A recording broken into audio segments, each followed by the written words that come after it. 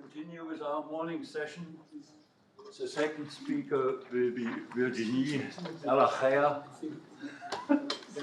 from Paris, and she will speak about sparsity results on a moment-constrained approximation of classical and quantum optimal transport. Please. Thank you very much. Well, first, let me begin with thanking very heartfully the organizers of the workshop and of the program. This has been a wonderful week, and I'm very happy to have the opportunity to present this work here. I'm going to talk about some topic which is not really in the mainstream of the talks that we have seen this week, so I apologize for that. I hope, nevertheless, that you'll find what I'm going to talk about interesting. Well, let's see. More precisely, I'm going to talk about some sparsity results on classical and quantum optimal transport problems stemming from quantum chemistry applications. This is based on joint work with Aurélien Alfonsi, Raphaël Coyot, Damiano Lombardi, and Luca Nena. So first, I'm going to explain our motivation for considering this type of problems, why they are quite complicated to treat from a numerical point of view because of the curse of dimensionality. So this stems from motivations coming from electronic structure calculations of molecules. And then I'll explain how this optimal transport problem stems from these types of applications, so the classical optimal transport and quantum optimal transport problems. And finally, in the last part of my talk, I will tell you about the sparsity results we worked on and about some numerical schemes based on the sparsity results. Okay, so let me begin with the motivation and the applications we were interested in. So we are interested in electronic structure calculations for molecules. So what do I mean by that? So you can think about a molecule, this is a schematic picture. So a molecule is composed of nuclei. So nuclei are quite heavy particles, which are composed of neutrons and protons, and which are positively charged, okay? So these are these big balls. Here you see there is the oxygen nuclei and two hydrogen nuclei, and this is the H2O molecule for water, okay? And in addition to these nuclei, which are quite heavy particles, as I told you, there are electrons, okay, which are much lighter particles, and which act like some kind of gluing cloud, which keeps the different nuclei together within the molecule. Okay, at this scale, so the electrons cannot be modeled as point particles anymore. You have to rely on quantum mechanics concepts in order to model the state of the set of electrons within the molecule. And it's very important for practical applications to know how this set of electrons behave, okay? Because they account for many properties of the molecules, electronic, of course, properties, but also chemical reactions, optical properties, magnetical properties. And so understanding how the electrons behave within this molecule is very important. And that's the motivation of our work, okay? So here, let me introduce you the model that is the golden standard in this field, okay? Which is a many-body Schrödinger model. So here, I'm going to consider a physical system which will be composed of n electrons, okay? And once again, at this scale, you cannot consider them as classical particles. You have to consider them as quantum particles. And so the state of these n electrons within the molecule will be described by a complex valued function psi, which is called the wave function of the set of electrons, okay? And this guy psi is a function defined over R3n, so very high dimensional space when n, the number of electrons, is large, and which is complex valued, okay? And all the properties of the state of the electrons within the molecule is encoded in such a wave function psi. Okay. And I'm going to assume that this set of n electrons is subject to some external potential, V, okay, which is a function defined over R3 with values into R and potentially plus or minus infinity, okay? And you have to think about this external potential as typically the Coulomb potential generated by the nuclei within the molecule. So once again, which are these positively charged point particles. Okay, so what's the physical interpretation of this wave function? Okay, so here, consider n vectors of R3 denoted by x1 up to xn. If you consider the squared modulus of the wave function evaluated at x1 up to xn, this represents the probability density of finding the electrons at positions x1 up to xn respectively, okay? And since you've got this probabilistic interpretation of the wave function, this implies that if you consider a subset B of R to the 3n, and you integrate over B the squared modulus of the wave function, This gives you the probability of finding the different electrons of the system inside the subset P. Okay, so this is the physical interpretation of this wave function. And an obvious consequence of that is that you've got the following normalization condition that has to be satisfied by the wave function. If you integrate over the whole space R3n the squared modulus of the wave function, well, this has to be equal to 1. Okay, you've got almost surely you find the electron somewhere in the whole space. Okay. And in mathematical terms, this translates into the fact that the L2 norm of the wave function has to be equal to 1. Okay, I need to introduce some notation. That is the admissible set, where one is going to look for admissible wave functions of the set of electrons. So more precisely, the set AN here, that the definition of which is given here, will be the set of wave functions psi that describes the state of the set of n electrons, which have with a finite kinetic energy. Okay, so this set is the following. You consider wave functions psi complex valued defined over R3n that are square integrable because of the normalization condition I've just introduced to you. So the L2 norm of the wave function psi has to be equal to 1 because of the probabilistic interpretation I've just given you. And you need two more conditions. You first need the gradient of psi to be also squared integrable. This is how the fact that the set of n electrons has a finite kinetic energy is encoded using quantum mechanics concept. Okay. And also because electrons are fermionic particles, I'm making a long story short here, okay. This translates in mathematical terms in the fact that psi is antisymmetric with respect to permutation of the order of the electrons. Okay, this is a mathematical translation of what's called the Pauli exclusion principle, which says that two different electrons cannot be located at the same place. Okay. And so just here, I'm putting here the precise definition of what antisymmetric means here. Okay, this is just a translation of this definition here. Okay. And now, what we are after, we want to compute the wave function psi that describes the state of our n electrons within the molecules, which corresponds to the state of the electrons which have the lowest possible energy. Okay? This is called the ground state of my set of n electrons. And the corresponding wave function psi is then the solution of an optimization problem, which corresponds to minimizing the energy of the electrons over all possible admissible wave functions. And it reads as follows. The energy associated to this ground state wave function will be denoted here by Eg of V. V, remember, is the external potential my electrons are subject to. Okay. And so this minimal energy, Eg of V, is a solution of a minimization problem. Okay. So you look at the infimum over all admissible wave functions, okay, belonging to the set I've just introduced to you before, of the energy of my electrons, and the energy of my electrons is the sum of three different contributions, okay? And I'm going to detail each of these three contributions, all of them being quadratic functionals of psi, the wave function, okay? So the first term, T of psi, is the kinetic energy of the electrons, the state of which is described by the wave function psi, and it's simply related to the L2 norm of the gradient of the wave function, okay? So that's the first term. Second term corresponds to electron-electron Coulombic interaction energies, and this is given by the following formula. So this is equal to the integral over R3n of the Coulomb potential between electrons, which is denoted here by C, times the squared modulus of the wave function. And here's the Coulomb potential. Here, it's a function defined on R3n, okay? And it's given as the sum of all Coulombic potentials related to all the interactions of the different pairs of electrons in the systems.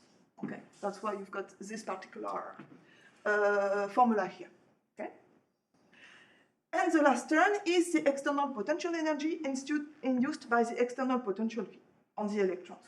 And this is this guy, okay, defined by means of the square modulus of the wave function psi again, and the external potential V. Okay, so you have to think about this term as being the term related to the interactions of nuclei in the molecule onto the set of electrons. Okay, and so what you can see is that each of these three terms are all quadratic functionals in terms of the wave function psi. Okay, and so if you look at the first order optimality conditions associated to these minimization problems. Because of the normalization conditions of the wave function, what you end up is that the ground state wave function, so the wave function associated to the state of the electrons which has the lowest possible energy, is a solution of an eigenvalue problem of the following form. And the eigenvalue is equal to the lowest, to the value of the lowest possible energy, G of V. And here, H and V is an operator which is called the Hamiltonian operator of the system. And it's a sum of 3 different contributions, okay? And these 3 different contributions stems from the 3 different terms in the expression of the energy, okay? And just here, what you can see, there is a Laplacian terms which comes from the kinetic energy. The Coulomb, electron-electron Coulomb term comes from interactions of electrons within themselves. And there is one last term which depends on the external potential, which is this one, okay?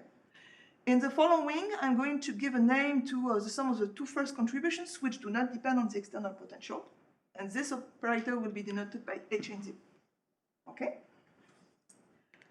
And of course, you cannot use traditional numerical methods in order to solve this eigenvalue problem, because the wave function is defined on very high-dimensional state space, 3n, and the larger the number of electrons in the system, the more intractable such a problem can be. Okay. And so that's where density functional theory comes into play, and where the optimal transport problems I want to tell you about come into play as well. Okay, so let me introduce you to this framework. So it's a theoretical framework that has been introduced by the chemist Walter Kohn.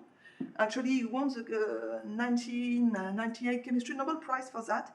It's really a theoretical framework that just made possible some numerical simulations within electronic structure context, okay? So he was really the father of all numerical simulations related to the computation of the electronic structures of molecules and materials in general. So let me explain the central theorem behind this density functional theory, okay? Which is really a key result in this area. So for this, I need to introduce some notation, okay? So here, psi will be a possible admissible wave functions for my set of n electrons, okay? And the electronic density associated to this wave function psi is a function rho psi, which this time is only defined over R3, and not R3n in contrast to the wave functions, okay? And rho psi this electronic density, will be defined as a partial integral of the square of the modulus of the wave function psi, where you integrate over all variables except 1.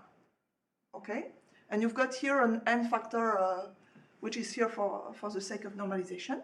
Okay? And this guy, I want to emphasize this, is now a function, of course, which depends on the wave function, but which only depends on one vector of R3, and not n of them. Okay?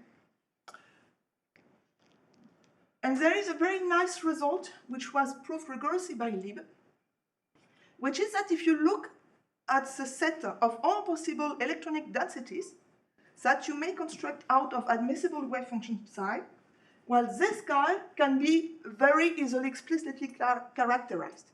Actually, it is equal to the set of functions rho that are integrable. The integral are equal to n the number of electrons.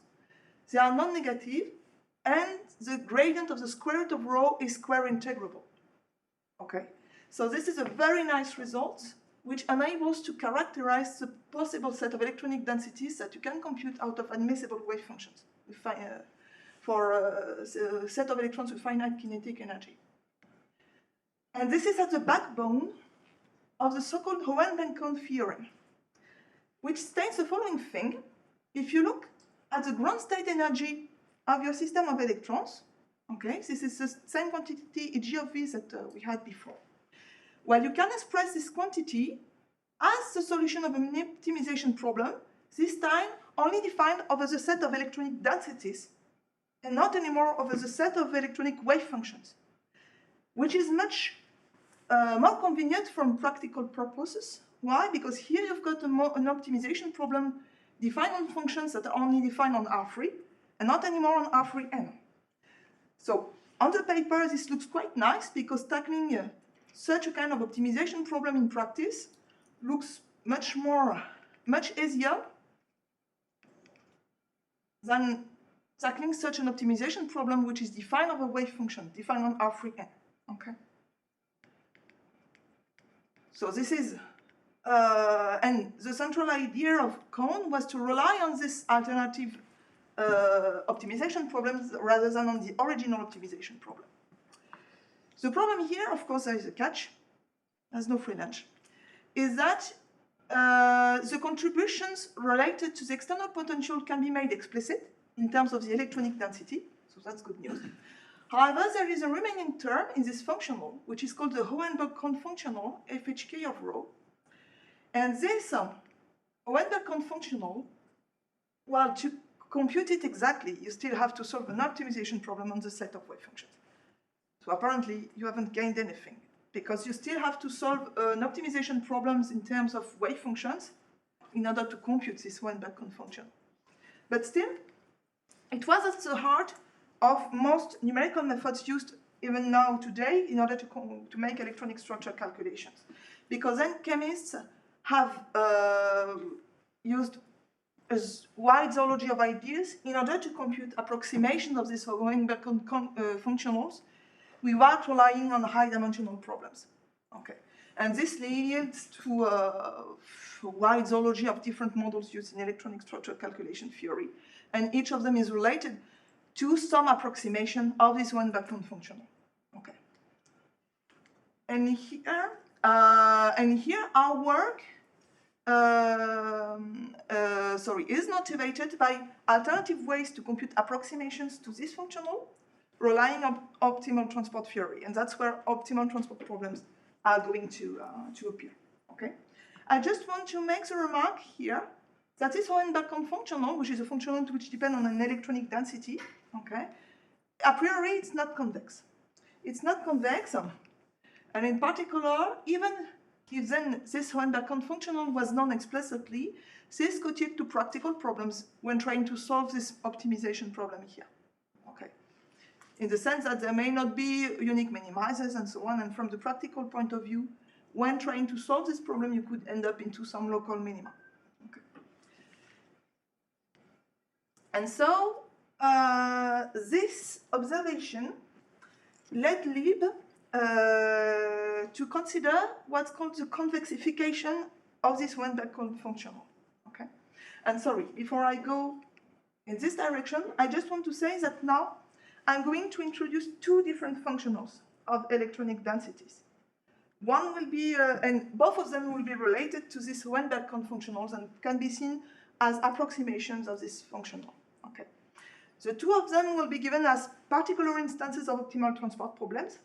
One first, a quantum optimal transport problem, and the second one will be a classical optimal transport problem. So that's where the optimal transport problems come into play. Okay. So let me begin with the first functional, which will be a quantum optimal, which will be expressed as a quantum optimal transport problem. Okay. And so this is a functional that was introduced first by Lieb, and he introduced it because it is the convexification of this Hohenberg-Kohn function. Okay. And so this Lieb functional, which will be denoted by FL of rho, okay, rho being an electronic density, and it's given by this formula. It's really simply the convexification of this Hohenberg-Kohn functional that appears in the original Hohenberg-Kohn theorem. Okay. What is nice about this convexification? Well, first, by construction, it is convex. Okay. And also you can prove that the ground state energy of the set of electrons is also the solution of this minimization problem, where you have replaced your Hohenberg-Kohn functional by the Lieb functional, by its convexifications. So when it comes to solving this optimization problem, this guy seems more practical when it comes to finding a true global minimizer. Okay. Okay, so this is the first way to express this Lieb functional. You've got an alternative way to express it, which uses operators acting on sets of wave functions. And it works as follows. So I need additional notation to introduce you the problem. Here, H0 of n will be the set of wave functions that are antisymmetric and only square integrable. So here I'm forgetting about the fact that the gradient of the psi has to be integrable, okay? And sigma 1 plus, okay, will be the set of self-adjoint non-negative trace class operators acting on this guy, okay? More precisely, that's a set of self-adjoint operators gamma that can be considered as diagonalizable, okay, and for which you will have a sequence of eigenvalues that will be non-negative, and the sum of which will be finite. And you can find an orthonormal basis of this set H0n, psi I, of associated eigenvectors. Okay, so this guy here, think of it about a set of operators that are diagonalizable in this following sets. Okay. For such an operator, gamma, you can still associate an electronic density through the following formula. Okay?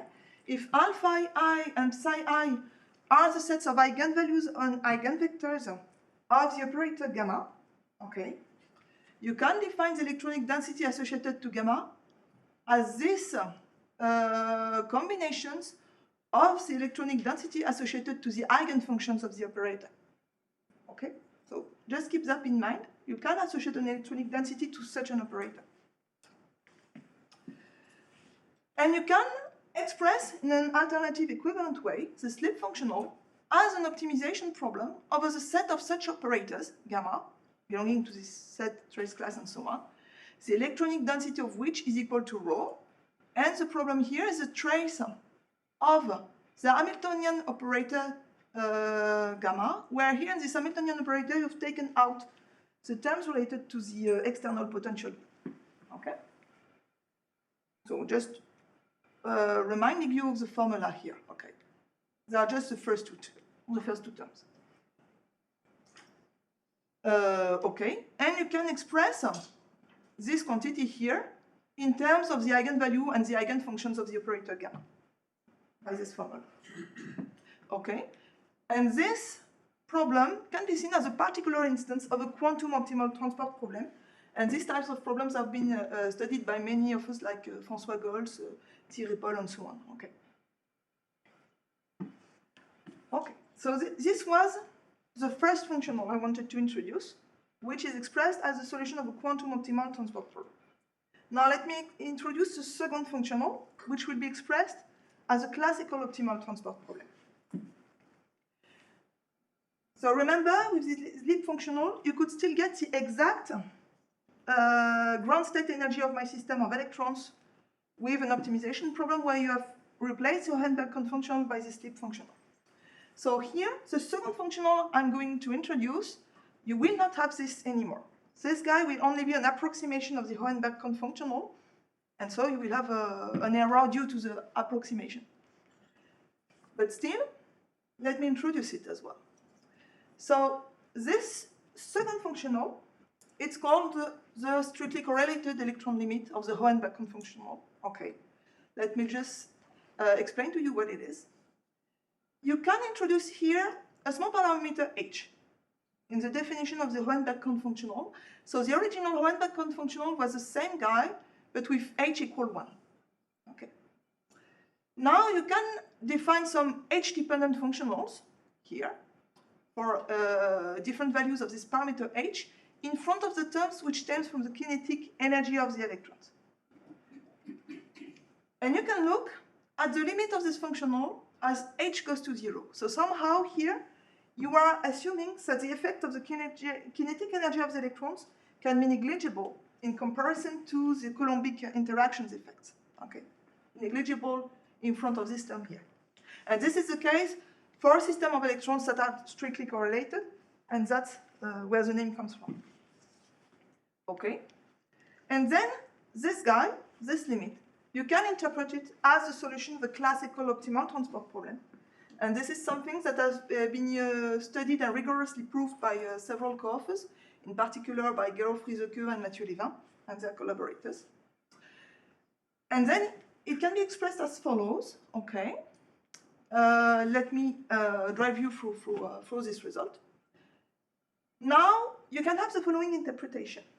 For an unmessable wave function psi, you can consider its squared modulus, and this squared modulus is a probability density, as I told you before. And the term coming from the electron-electron interactions, you can equivalently express it as the integral of the Coulomb potential C times this probability density. Okay. And then this is at the heart of the following observation. So there is that you can express this strictly correlated functional only in terms of such types of probability density acting on R3n. So more precisely, the result says the following. You can now consider a general probability measure on the state R3n that has to be symmetric. This stems from the fact that since psi is antisymmetric, the square modulus of psi is symmetric. Okay. And for such a probability measure, you can associate an electronic density which is just a marginal of the probability measure gamma. Okay?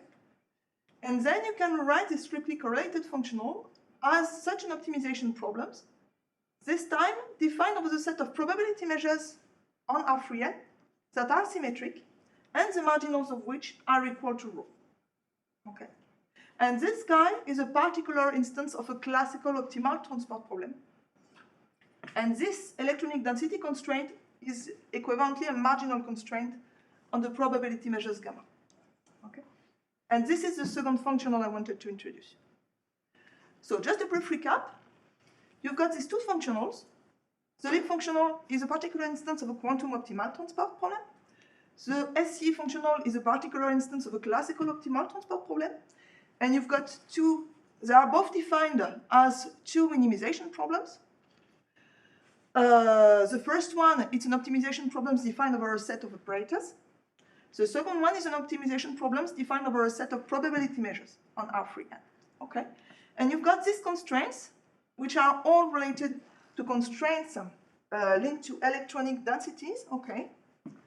This one here is just a marginal constraint on the probability measure small gamma. And this guy plays the role of a marginal constraint for an operator big gamma. Okay? And you've got these two different functionals. This one enables to compute the exact ground state energy of the set of electrons. This one not, but it's an approximation. Okay. And so here our work was motivated by these observations, okay? And we wanted to design some numerical methods in order to approximate these functionals. So we first began with this guy, which was a classical optimal transport problem. So it was more easy to understand what was going on here. And then right now we are working on the approximation of this leap functional for the quantum optimal transport problem. Okay. So just to tell you, of course, I guess that's something you would have imagined. For instance, the classical optimal transport case, if you use classical discretization methods, the most classical way would be to discretize, to introduce some discretization points, y1 up to ym, belonging to R3, and to approximate the probability measure small gamma as combinations of Dirac masses charging all the points in the Cartesian grids that you can construct out of this discretization point. Okay? But of course, if you do so in order to solve, here I'm talking more about the classical optimal transport problem. If you do so naively, you will end up with a linear problem, the size of which scales exponentially with the number of electrons. And so you cannot do that. Okay? So you have to do some alternative ways to approximate these types of problems. And the problem is even worse for the quantum optimal transport problem.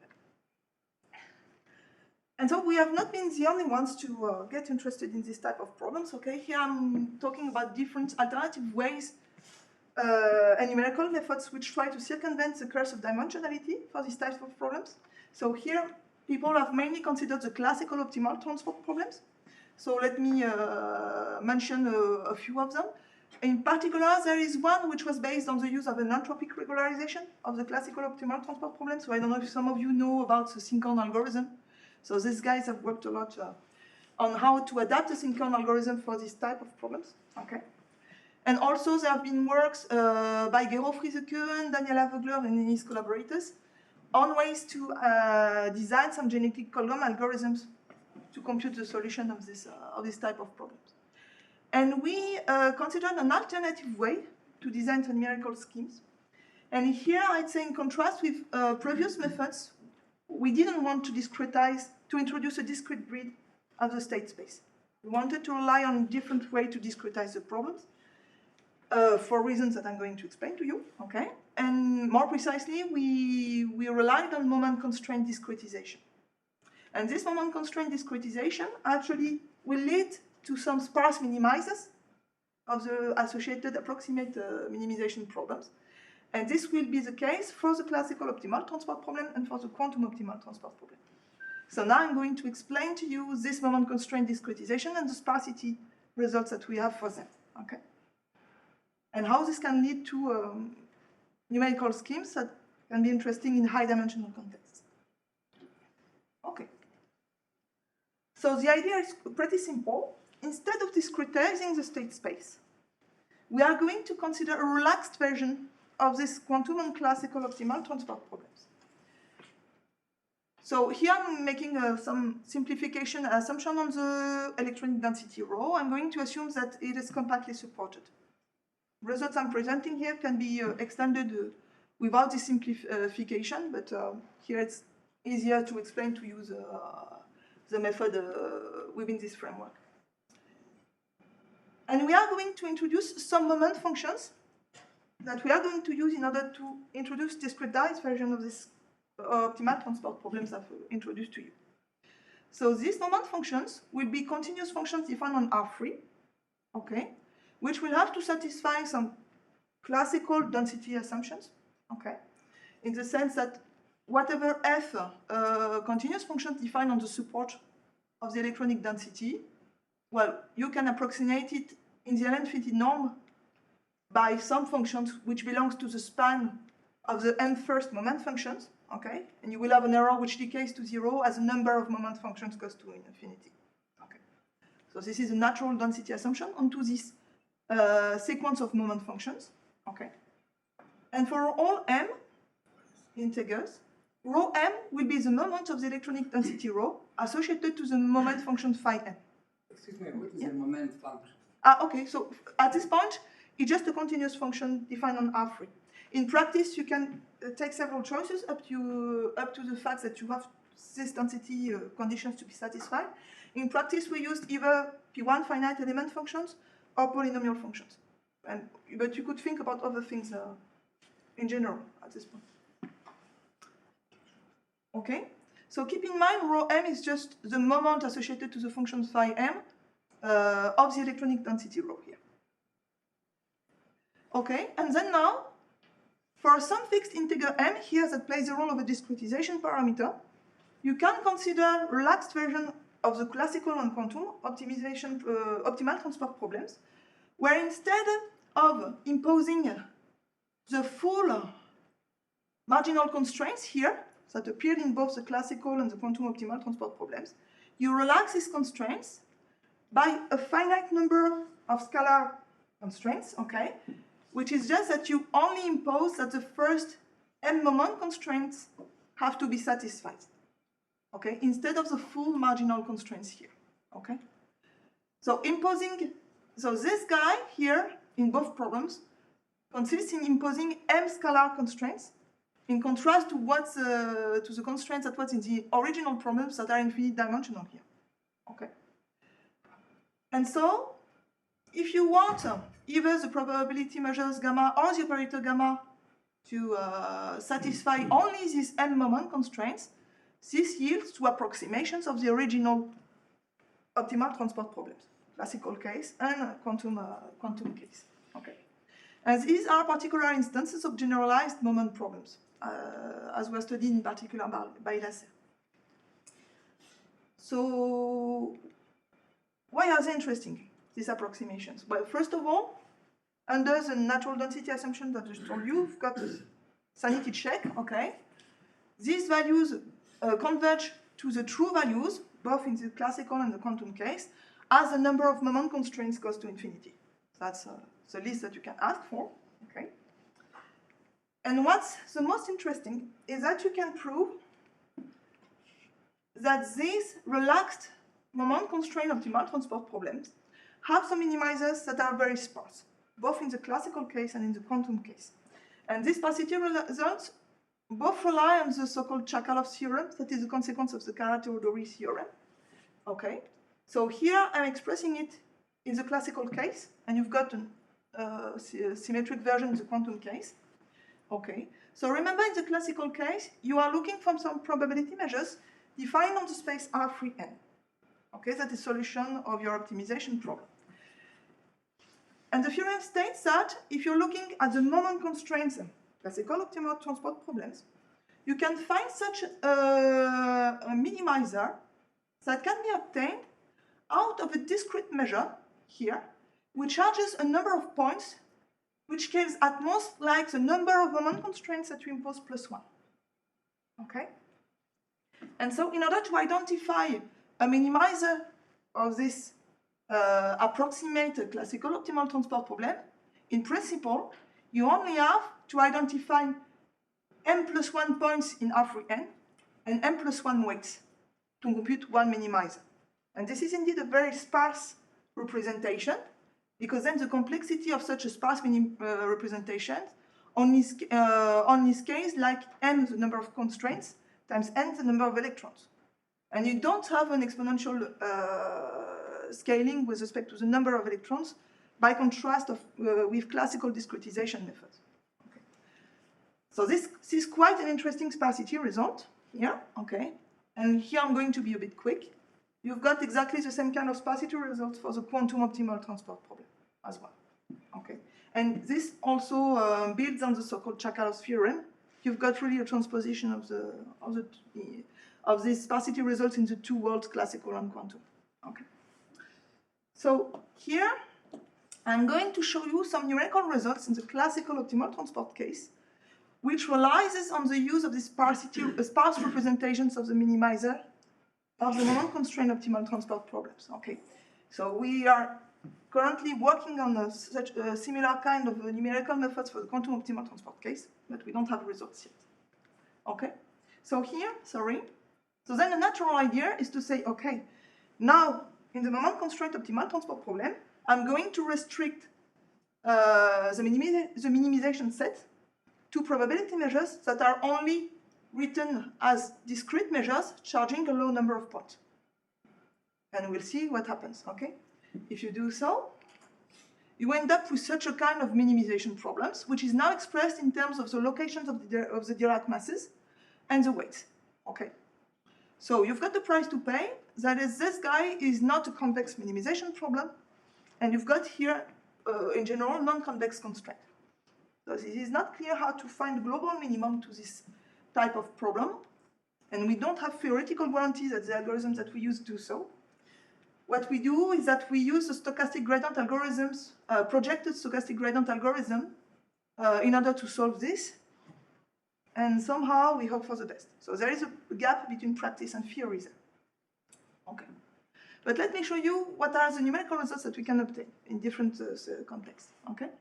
So this is first a low-dimensional test case, where you've got 5 electrons, and this guy lives on a one-dimensional interval. Why did we choose that? Because here in this context, you've got analytic solutions of the exact problem, and you can compare what the numerical algorithm gives you in comparison to the analytic, to the exact minimizers. Okay.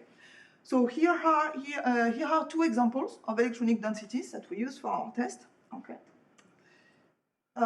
This is typically how the functional cost behaves as a number of iterations of the stochastic gradient algorithm for different values of the moment constraints. And sorry, I forgot to mention it here. We chose Legendre polynomials as test functions, as moment functions. And we observe this. Here we are looking for a probability measure that is defined on a 5-dimensional space. What you see in red are the projections of this 5-dimensional probability measure onto some particular 2-dimensional planes. Okay, and in red is the support of this exact probability measure, solution of the exact problem. Okay, and in blue here are the projections of the points that we compute out of the stochastic gradient algorithm for various values of the number of moment constraints. So what you can see is that the points that are computed out of the stochastic gradient algorithm indeed are located close to the support of the exact solution. Okay, so it seems to be at least okay. Sorry, to be okay at least in this setting. So this is the case where you've got the first electronic density that is a constant one, and you've got similar result for the second one, second electronic density.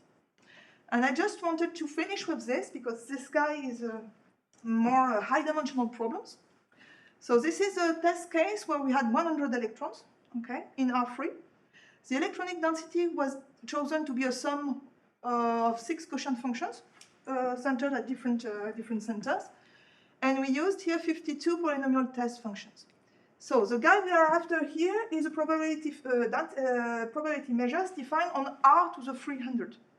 Okay, so I don't know how to visualize a probability measure defined on a 300-dimensional space. Okay, so here what you see are just 2-dimensional projections of the probability measures that you compute out of the stochastic gradient algorithm. So here we don't have any reference solution to compare to. What we do is that we observe that there is this localization effect of the different particles computed out of this stochastic gradient algorithm. And what we tested was to see whether we converge to similar kind of solutions for different initialization conditions. And that's something that we could observe on this numerical test. For we don't have any theoretical guarantee at this point. Okay. So I just wanted so very quick conclusion. So now we are working on the quantum optimal transport problem I've told you before. And I just want to take 30 seconds just to make an advertisement on a completely different topic, okay? But I thought it might be of interest to some people in the audience, okay? So there is a new topical activity group of the European Mathematical Societies that have just been created on scientific machine learning. And just for those of you who are interested in this kind of topic and who would like to be kept informed of the activities of this group or take part in it, don't hesitate to come and see me. Thank you very much.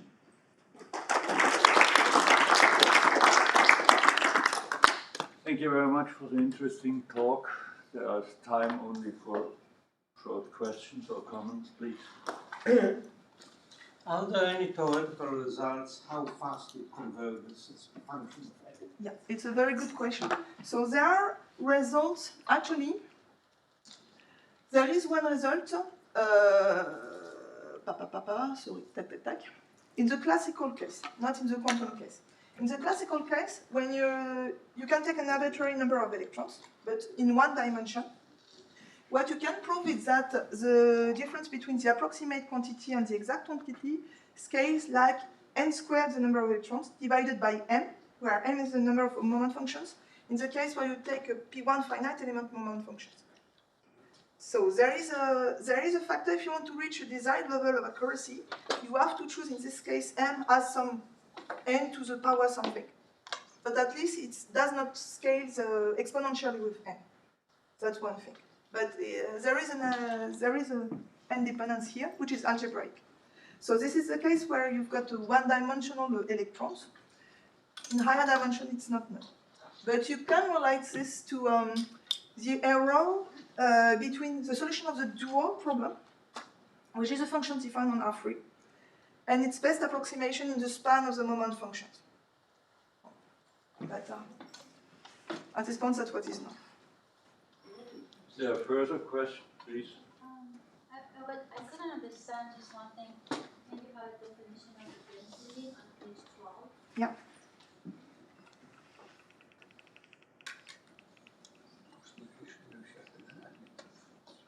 Yeah.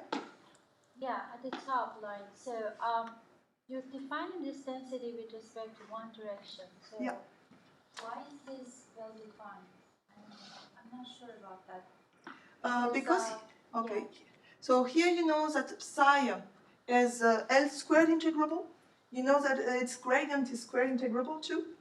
And so this guy, rho psi, is then an integrable function.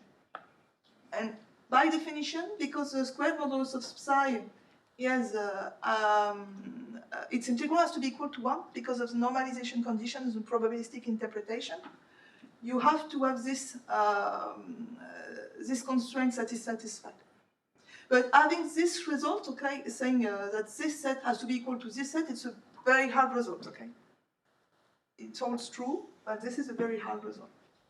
But then this guy, okay, this is only, okay, this is defined only for almost all x, if that's your question. The Rob size is an L1 function of R3. What I really mean that is that, like, if you consider the second variable, right? Yeah.